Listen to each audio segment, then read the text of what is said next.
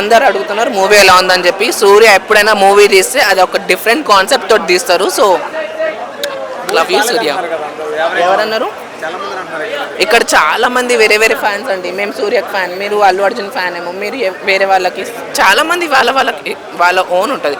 ఇప్పుడు కొంతమందికి పుష్ప 2 చాలా నచ్చుతుంది, నాకు ఇట్స్ లైక్ ఓకే, చాలా బాగుందండి.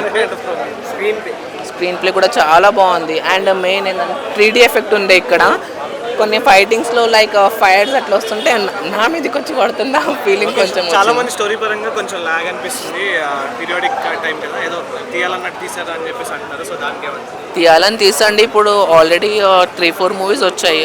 ఖాన్ ఒకటి వచ్చింది, దాని తర్వాత ఏదో లక్కీ భాస్కర్ ఒకటి వచ్చింది, మళ్ళీ సాయి పల్లవిది ఒకటి వచ్చింది, అమ్రాన్. సో ఈ మూవీస్ పెట్టుకొని కూడా ఈ మూవీ రిలీజ్ చేయాడానికి కారణం ఏంది? ఇప్పుడు సాగాలంటే ఏ మూవీ అయినా సాగుతుంది. కార్తీక డిసప్పాయింట్ అయినా అంటే అన్న తమ్ముళ్ళు కదా. సో ఇంట్లో ఎట్లయినా నెగిటివ్ క్యారెక్టర్ ఉంటుంది ఇంట్లో అందరికీ, అన్న తమ్ముళ్ళకి. ఇక్కడ కూడా కొంచెం ఇస్తే లైక్ పాజిటివ్ క్యారెక్టర్లో ఇస్తే బాగుంటుండే అని చెప్పి. అండ్ శివాది డైరెక్షన్ బాగుంది. ఒక్కటే బాబీ డయల్ని ఎక్కువ యూజ్ చేయలేకపోయిండు ఈ మూవీలో. ఎందుకంటే బాబీ డయల్కి ఉన్న స్కిల్స్, యాక్టింగ్ స్కిల్స్ చెప్పాలంటే ఆయన చాలా బాగా యూజ్ చేసుకోవచ్చు. ఎందుకు ఆ స్టోరీ వైజ్ అంత ఇంపార్టెన్స్ లేదు ఆయన చెప్పాలంటే. సాంగ్స్ అంటావా, సాంగ్స్ యావరేజ్. ఎందుకంటే ఒకటి ఇది డైరెక్ట్లీ తెలుగు మూవీ కాదు కదా. సో తెలుగు మూవీ అయితే వీ కెన్ ఎక్స్పెక్ట్ సాంగ్స్ చాలా బాగుంటాయని. అయినా కానీ అది మనకి రీమేక్ డబ్బు అట్లా అయినా సరే చాలా బాగుంది. సాంగ్స్ అయినా అర్థమవుతాయి little bit. Out of overall movie super. And everyone must watch movie. Only Surya గురించి రండి, సూర్య గురించి పోండి, అంతే చెప్తున్నాను కదా. మూవీ అంటే సూర్య, సూర్య అంటే మూవీ అయిపోయింది. 1 మ్యాన్ షో చాలా బాగుంది. Overall out of 5 rating I can give 4. ఒక మనిషి పాతకాలంలో మగాడు అంటే వీడు మగాడ్ర చెట్టి అంటాం చూసావా, అస్సలు ఆ ఎక్స్పీరియన్స్ సూర్య గారి బాడీ లాంగ్వేజ్ కానీ నిజంగా ఆయన లాస్ట్లో ఇలా ఓపెన్ చేసి చూపిస్తారు. నిజంగా ఎంత బాగుంది సూర్య గారు అనిపించింది. అసలు 7th సెన్స్ ఎందుకు పనికిరాదండి అంటే ఏదేదో నేను ఫస్ట్ టైం చెప్తున్నాను రివ్యూ.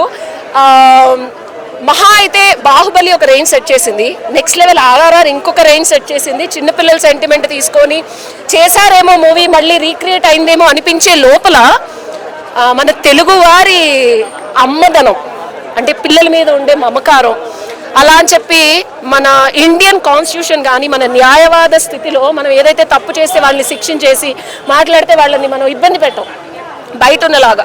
సో ఆ కాన్స్టిట్యూషనల్ వాల్యూస్, లా వాల్యూస్ తీసుకొని తప్పు చేస్తే క్షమించి శత్రువుని కూడా అక్కడికి చేర్చుకొని ఎందుకు పనికిరాదు. అసలు ఎంతసేపు కొట్టుకోవడం అంటే వీడు మనల్ని ఇబ్బంది పెట్టాడు, వెళ్ళి కక్ష తీర్చుకోవడం, మళ్ళీ కొట్టేసుకోవడం, యుద్ధం చేయడం, ఆ ఫార్ములాని భలే ట్విస్టీగా మార్చారు ఈ మూవీలో.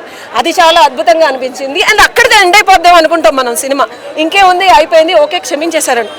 మళ్ళీ మరో ట్విస్ట్తో అసలు ప్రతిసారి రియాలిటీని 2024ని ఒక 1000th సెంచరీని సైమల్టేనియస్గా తీసుకెళ్తూ ఒక అపురూపమైన ఒక మదర్లీ కలయిక, ఫాదర్లీ అన్ను ఒక అపురూపమైన అమ్మ సెంటిమెంట్, బిడ్డ మీద ప్రేమ సెంటిమెంట్తో పాటు పూర్వజన్మ, అసలు ఒక 5 ఎలిమెంట్స్ని 5 డిఫరెంట్ ట్విస్ట్తో చాలా బాగా చేశారు. కాస్ట్యూమ్స్ అయితే ఆ రిచ్ డాన్ కల్చర్ ఉంటుంది చూసారా, ఆ ప్లాటినమ్, ఆ బ్లేజర్స్, సాంగ్లో వచ్చేటప్పుడు మళ్ళీ హీరోయిన్ అసలు ఎక్కడా తగ్గలేదు.